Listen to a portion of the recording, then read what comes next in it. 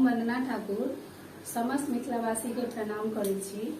आइ हम एकटा खिलौना लऽ के एलहुँ हैं। नीक लागत तऽ लाइक शेयर सब्सक्राइब जरूर करब। जय मिथिला, जय मैथिली।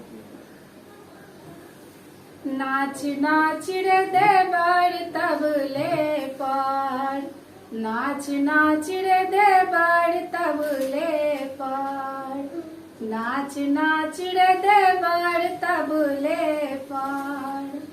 जहाँ मैं जनता हूँ ससुर है काबूर है, जहाँ मैं जनता हूँ ससुर है ताबूर।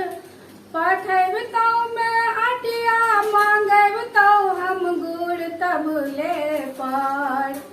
नाच नाच रे देवर तबले पर, नाच नाच रे देवर तबले पर। जहाँ मैं जनिता हूँ भैंसुर नवाब, जहाँ मैं जनिता हूँ भैंसुर नवाब।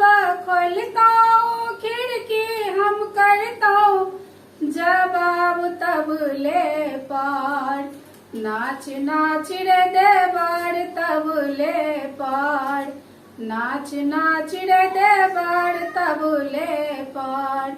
जहाँ मैं जनिता हूँ सासु नादान, जहाँ मैं जनिता हूँ सासु नादान। गड़बतौ में ढेकी कूटबतौ में धान तबले पर। नाच नाच रे देवर तबले पर, नाच नाच रे देवर तबले पर।